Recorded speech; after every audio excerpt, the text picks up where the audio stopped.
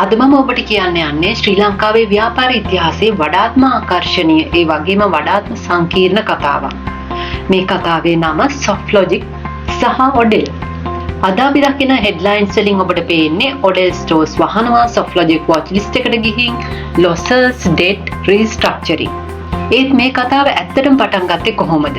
මේක කම්පැනි එකක් කඩා වැටුණු කතාවක්ද නැත්නම් ශ්‍රී ලංකාවේ විශාලතම කෝපරේට් කම්බැක් එකට ලියවෙන මුල් පිටුවද? අපි අද මේ කතාව බලමු. සිහිනයක් ලෙස ආරම්භ වූ Odell 1990 දශකයේ කොළඹ නගරයේ කුඩා ෆැෂන් ස්ටෝර් එකක්. ඒකේ නම Odell. එක කාන්තාවකගේ සිහිනයක්. ඇයගේ නම ඔටාරා ගුණවර්ධන.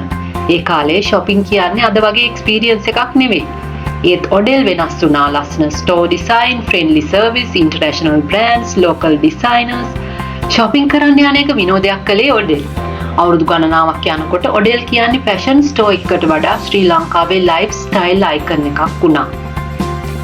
ඒ අතරේ තවත් කම්පැනි එකක් ඉතාම වේගයෙන් ලොකු වෙමින් තිබුණා. ඒ තමයි Softlogic Holdings. Healthcare, insurance, mobile phones, ICT, finance, hotels, retails අලුත් බිස්නස් එකක් දැක්ක ගමන් Softlogic ඒකට ඇතුළු වුණා. එදා හැමෝම කිව්වේ මේක තමයි ශ්‍රී ලංකාවේ ඊළඟ corporate giant කියලා. ඒ ගමනේ Odell මිලදී ගැනීමත් විශාල ජයග්‍රහණයක් වගේ පෙනුණා.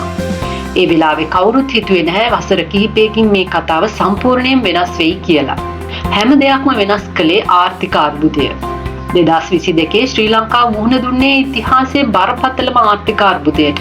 ඩොලර් හිඟය, ඉන්ධන පෝලිම්, ඉහළ පොනී අනුපාත, ඉහළ බදු, ජනතාවගේ වියදම් අඩුවීම මේ හැමදේම රීටේල් බිස්නස් වලට ලොකු පහරක් වුණා. නමුත් Softlogic තිබුණේ තවත් ප්‍රශ්නයක්.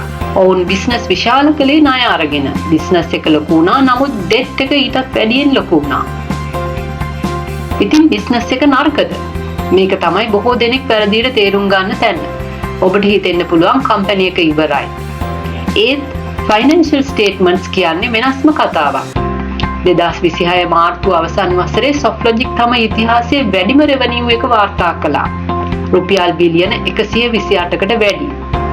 හොස්පිටල් තවම වැඩ කරනවා, ඉන්ෂුරන්ස් බිස්නස් තවම වැඩ කරනවා, IT ඩිවිෂන් එක වැඩ කරනවා, හොටෙල් රිකවර් වෙනවා, කස්ටමර්ස් තවමත් shopping කරනවා. ඒ කියන්නේ බිස්නස් එක තවම ජීවතුන් අතර. ප්‍රශ්නේ බිස්නස් එකේ නෙවෙයි. ප්‍රශ්නය ඩෙට් එකේ. දැන් ඔවුන් මොකද කරන්නේ? මැනේජ්මන්ට් එක මේකට ගෙන ඇති පියවර මොනවද? මෙතන තමයි ඉන්ටරෙස්ටිංම පාර්ට් එක. මැනේජ්මන්ට් එක මෙම ගැටලුව නොසලකා හැරලා නැහැ. ඔවුන් දැඩි තීරණ කීපයක් අරගෙන තියෙනවා. ටාගට් කර තිබූ ඩෙට් රීස්ට්‍රක්චරින් වලින් 95ක් පමණ සම්පූර්ණ කර තිබෙනවා. ෆයිනෑන්ස් කොස්ට් අඩු කර කෑෂ් ෆ්ලෝ තත්ත්වය වැඩි දියුණු කිරීමට උත්සාහ කර තිබෙනවා. එක්විටි හරහා රුපියල් බිලියන 2.03ක් රේස් කර තිබෙන අතර තවත් රුපියල් බිලියන 1.2ක් ලබා ගැනීමට බලාපොරොත්තු වෙනවා. පාඩු ලබන Odell stores 26ක් වසා දමා තිබෙනවා. කොස්වත් ඉඩම රුපියල් බිලියන 1.5කට ආසන්න මුදලකට විකුණා තිබෙනවා. රුපියල් බිලියන 3.2ක ඉන්ටර්කම්පැනි ලෝන් එකක් එක්විටි බවට පරිවර්තනය කර තිබෙනවා. ඉතා වැදගත්ම කරුණ වන්නේ විශාල Odell Mall ප්‍රොජෙක්ට් එක නැවත සැලසුම් කර තිබීමයි. මුලින් රුපියල් බිලියන 19.35ක් ලෙස ඇස්තිමේන්තු කළ ප්‍රොජෙක්ට් එක දැන් රුපියල් බිලියන 6.28ක් පමණ දක්වා අඩු කර තිබෙනවා. මේ සරල කොස්මෙටික් චේන්ජ් එකක් නෙමෙයි. මෙය සමාගමේ දිගුකාලීන ෆයිනෑන්ෂල් සස්ටේනබිලිටි එක වැඩි දියුණු කිරීමටගත් විශාල රීස්ට්‍රක්චරින් ඩිසිෂන් එකක්.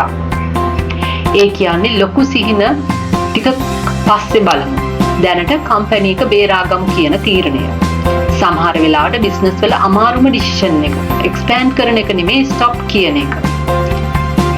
ඉස්සරහට මොකද වෙන්නේ? ඉතින් Softlogic ඉවරද? මගේ අදහස නැහැ. Softlogic safe investment එකක්ද? ඒකත් නැහැ. මේක අද තියෙන්නේ high risk high reward turnaround story එකක්. මැනේජ්මන්ට් එක ඩෙක්ට් අඩු කරගෙන කෑෂ් ෆ්ලෝ හදාගෙන watch list එකෙන් එළියට ආවොත් අද මේ අර්බුදේ හෙට බිස්නස් ස්කූල් වල කේස් ස්ටඩි එකක් වෙන්නත් පුළුවන්. නමුත් එහෙම නොවුනොත් රිස්ක් එක ඊටාම ඉහළයි.